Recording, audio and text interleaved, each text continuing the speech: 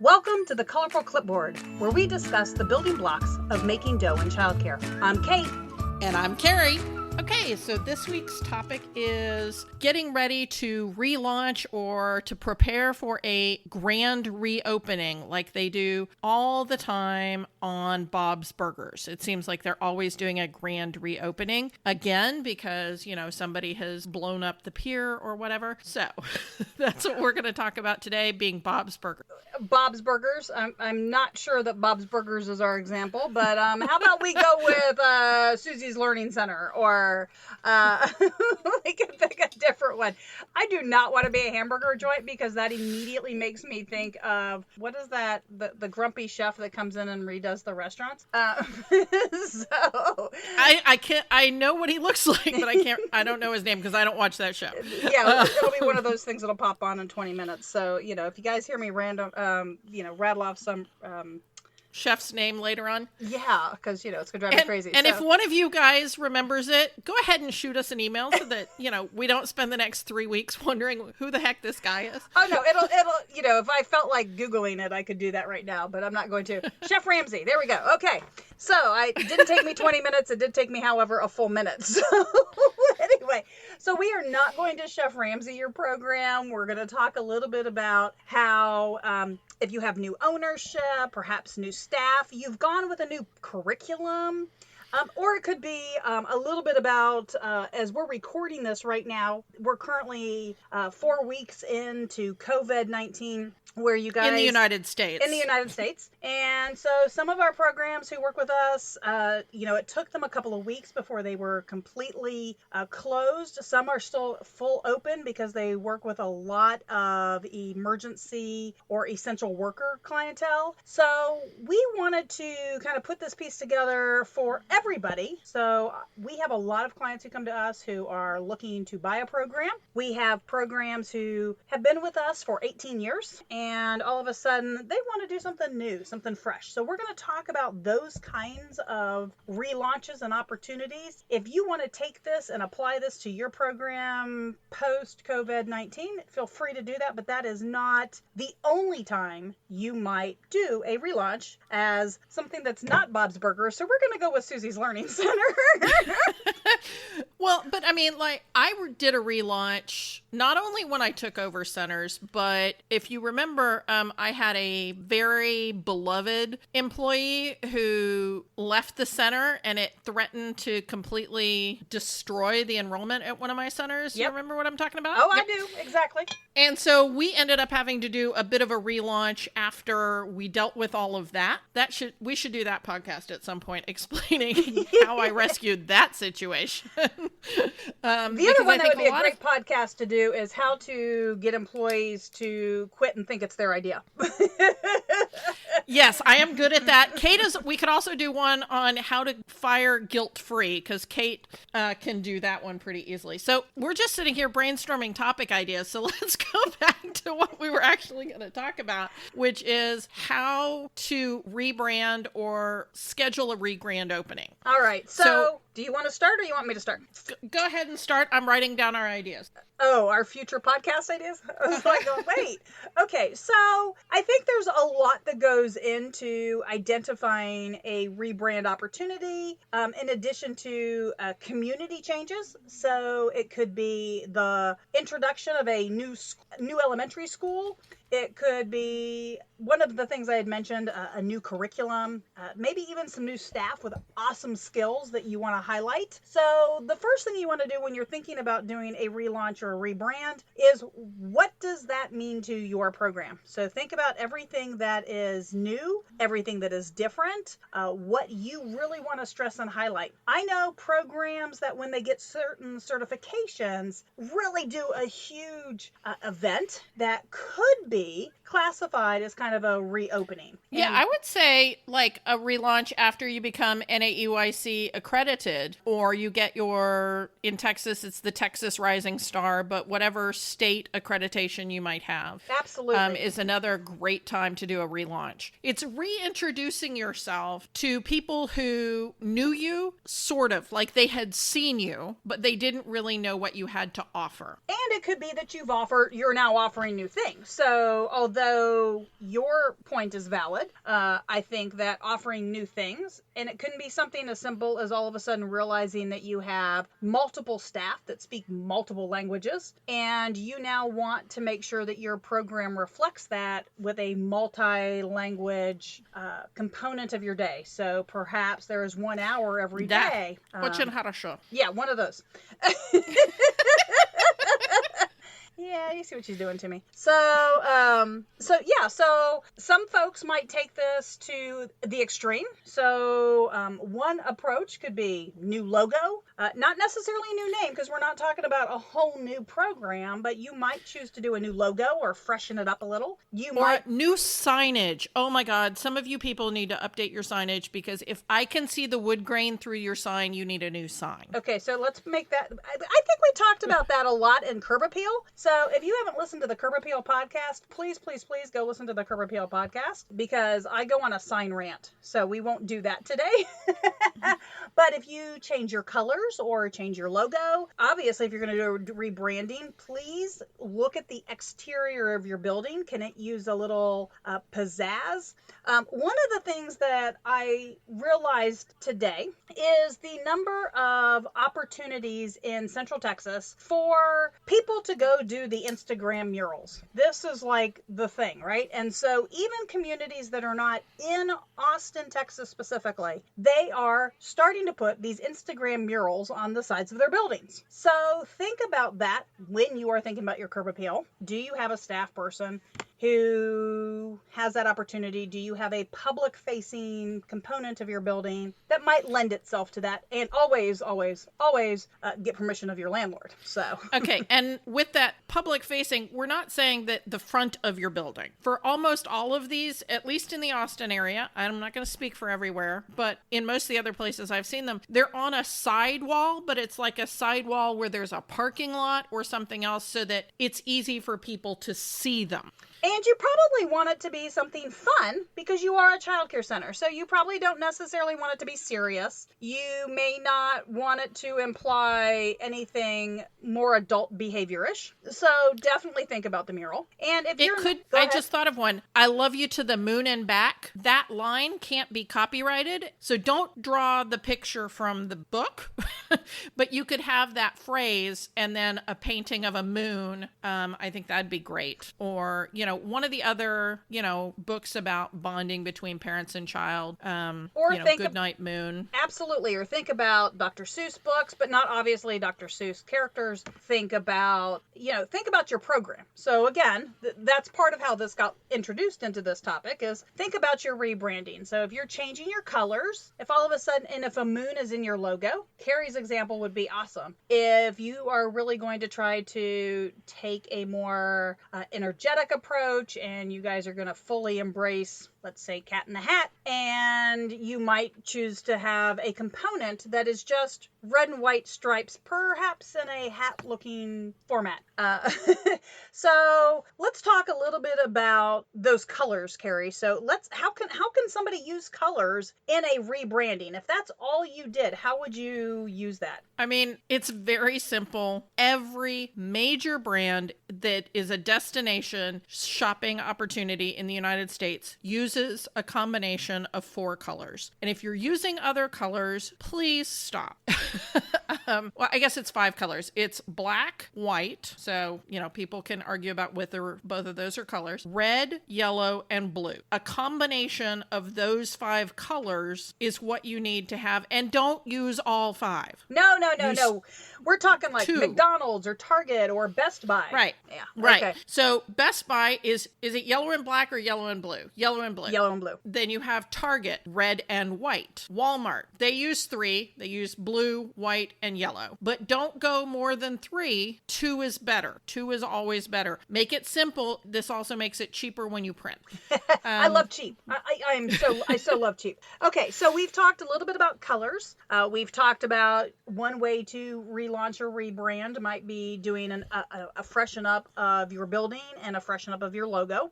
So remember, both of those need to be all of that needs to be translated into your social media, into your web presence. So don't forget when you go to do a relaunch to relaunch your website, to relaunch your social media's pages or platforms with that new look and some new fun pictures, and maybe even your fun pictures have all of your staff wearing some really cool shirts. Again, that's a different podcast, but it's a great opportunity to introduce that as well. So we've talked mostly at this point about the outside of the building, and we're not going to talk a huge amount about curb appeal, because like we said, we've already done the podcast about curb appeal. But then the next element is what the building looks like inside. And it drives me crazy when I go to a program that has an academic name, Little Einstein's Learning Center. I don't know if that exists, but or something that has a school, right. Yeah. Okay, Little Einstein's School. And so that's what the name of their center is. And then you walk in and there is a mural of Sesame Street characters. Ooh. No, those do not go together. That's for a place that has the ending of playtime or play space or child development center, not for a place that school is the last part of their name. So what you're doing when you walk in the building, definitely what does the rooms look like? What does it sound like? What do your teachers look like? You've got to have harmony. You've got to have harmony. The things have to go together. Yeah, so if you've got a school or an academy, then there's going to be an expectation that even your staff might be dressed a little more professionally. So they may have polos on and khaki pants. Or the librarian uniform. Yes, but they probably aren't necessarily wearing scrubs with lots of fun characters on them or t-shirts. Right. So you're gonna look at the overall presentation when you're doing this relaunch or rebrand. Are there rooms that need to be painted? Are there toys, bulletin board sets that you just need to sell because they no longer fit with your program? Any of that kind of stuff. But so we're getting the physical space ready for the rebrand. We've done our documentation, we've done our website, we've done our social media. Now I think we need to plan for what is the kickoff event. Well, so even with the kickoff event, so you talked about the physical space, and depending on your reason for relaunch, so if your reason for relaunch is a curriculum change, so it might be that you now use a different type of curriculum or philosophy, and so you want to make sure that that all gets highlighted in whatever your launch event looks like. So definitely keep that in mind and make sure that your curriculum, if you have centers or stations and areas within your program, that those all match. So you don't want, again, that more academic approach with lots of manipulatives that don't follow that. Or if you're trying to go with a more Montessori-inspired program, or you have some staff who've been Montessori certified, make sure that everything out goes with that. Right. If you're a Montessori program, when you are doing the relaunch event, the Legos that you have for after learning time from the 3 to 6 that a lot of Montessori programs do, they have open play from 3 to 6. If you've got Legos for that time, that should not be out during your launch event, because that is not harmonious with what you're presenting. I think that's definitely, make sure, again, it all goes together. So what are some things that you've seen be really successful as far as the launch event? What are the things that you really like? Well, I've got a couple of things in mind, and a lot of those kind of come with what is your budget? So please, when you're thinking about doing this sort of relaunch, think about your budget. And this budget needs to include the outside of your building, the inside of your building, as well as this event. So it can be something very community oriented. And we actually did a different podcast one time about hosting a community event. So this could absolutely work into something like that, some sort of community carnival, because your goal here is to bring people who maybe weren't part of your program before into your program. So this is a way to try to get some new people. And then I think that there are some more traditional open house formats where teachers have their rooms open and they're doing an activity in their station. So I like to look at those also around holidays. So, what a great opportunity for or a relaunch in around 4th of July, where the kids get to make all kinds of 4th of July art pieces, or in June and they get to do Father's Day or men in their life kind of gifts. Yep. I just went to an open house like right before all of the COVID craziness happened. And what they did is it was a Saturday. So they were an operational program. And so twice a year on a Saturday, they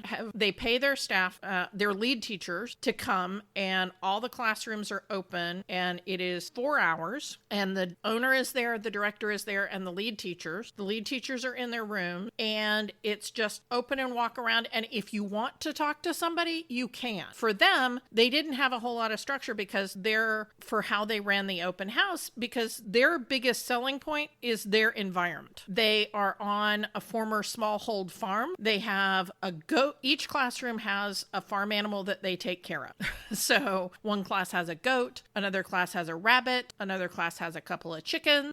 So they each have, I think the infant room has fish, which is not a farm. But so their environment was the selling feature. So all their toys were wooden, things that maybe are updated versions of things that Laura Ingalls Wilder maybe had played with. It was all wooden and real life. So wooden and metal, looked like scaled down items that an adult would use if it was dramatic play. They didn't have anything plastic. And so that it was all harmonious, and they didn't have to put in a lot of structure. They just had to print out a whole bunch of handouts, and the director and the owner were hoarse by the end of the day. Yeah, so it sounds like they did a really good job trying to figure out what they wanted people to get from them. So that is a really important part of this rebranding, is what is your goal?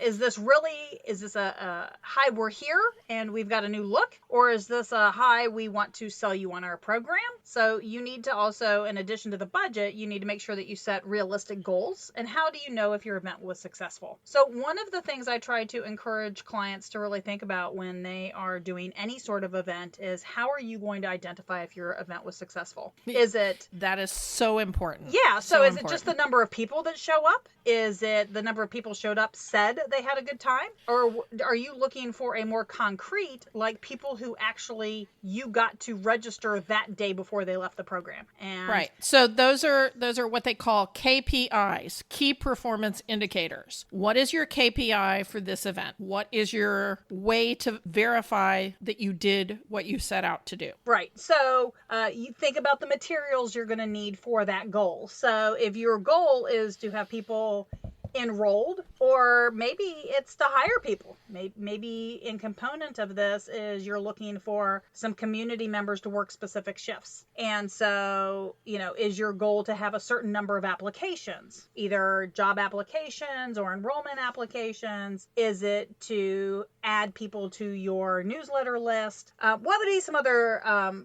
goals that you would have out of a program, Carrie, other than number of people through the door or number of people registered? So if you were launching an infant program, I would have the number of people who were pregnant who came through the program, the number of people who already had an infant. So I'd track both of those separately, and how many people paid the money to get on my waiting list, and how many people signed their enrollment paperwork right then. All of those would be things. And then I'd also track how many people I would have created for that particular type of relaunch. I would have created a Cliff Notes version of what to expect in your child's first year. So I would have put together something like that. And so if I made 25 of those, how many of those were picked up by parents? Because that's going to be a leading indicator of people who see me as an expert, which is what I'm wanting to do with a relaunch. I want people to see that I am an expert and recognize me as such, or recognize my staff as such. So one of the KPIs I would have is how many people took that material that demonstrates that we are experts. Now, one thing, and this is just because these are the things that I have a tendency to make sure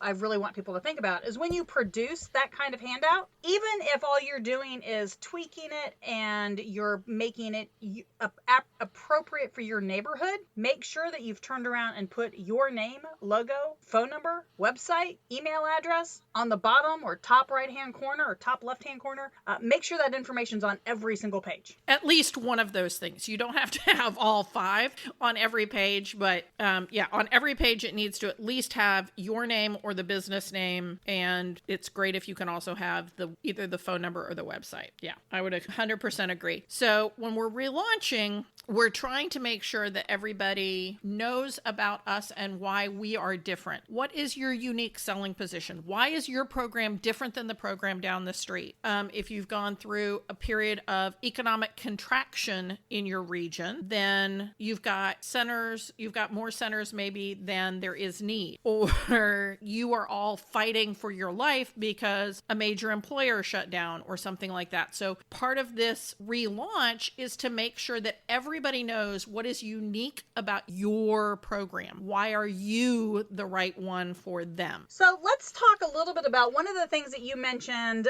which we hadn't really talked about, was there may have been a community shift. And so one of the things that we did talk about early on was to go back and identify your market. When you're looking at your market and you're figuring out the budget for this event, look at this maybe you might need to look at this on an even larger scale if part of your relaunch has to do with some sort of community change. Are you still relevant in the community? I know I've been part of programs, and so has Carrie, that were very appropriate and major employers moved. And, the building had always been a child care center. And so people felt like it still needed to continue to be a child care center. But because of its size, it theoretically should have been able to hold a lot of kids. But there wasn't a community need for it to be able to hold a lot of kids. So you have to think about the size of the space that you have. While you're there, are you still passionate about why you have this business? Are you still passionate? Are your staff still passionate? What kind of things can your staff bring to the table in this kind of time? Do you want to do something completely different with part of your space? Maybe part of your space now becomes a dance studio. And so you've scaled back the size of your program, and part of your space you run out to a dance studio or some sort of performing arts. Or a restaurant or catering company. If you've got a full kitchen, renting that space out to a catering company for, the 10 hours a day, well, more than 10 hours a day, the 22 hours a day that you don't use it might be something that you want to look at. And I've only seen 2 of them, but I have seen buildings that have a small cafe or coffee bar and a childcare center. And so they're sharing the kitchen. Yeah, so definitely look at your program assets. If you've got a big space, can you create an indoor playground that can be accessed from people in the community? So even though they may not use your program because they're now stay-at-home parents because of the community shift, do you have a space for an indoor playground that can be used by the community for a small fee? So similar to, the indoor play places, Urban Air and stuff Mount like that. such and such and something Academy and, the jumpy places. Do you have, especially if you're near a bunch of apartment complexes and it's been raining and raining and raining and there's lots of kids with, grandparents and aunts and uncles. Is there a way, again, depending on the floor plan of your building, that half of your building can be still just your traditional child care program that you've been operating for years and the community loves, and the other side is an indoor playground that the community can use for, a couple of bucks a person admission fee for a few hours. Don't let them be there all day for free. Yeah. So, there's lots of different reasons you would rebrand or that you would have a re-grand opening. The most traditional we've talked about, right, is new ownership. But there are hundreds of different reasons why you might be doing this. So I hope that this has been helpful. Kate, do you have any last thoughts on this topic? No, I don't really have any last thoughts on the topic, but I would like to say if this is something that has even remotely tweaked your interest and you're thinking, oh, I think I really need to do that, this is a great opportunity to use Carrie and I as consultants with your program. We've talked in past about developing a team of consultants and bringing people in for special components.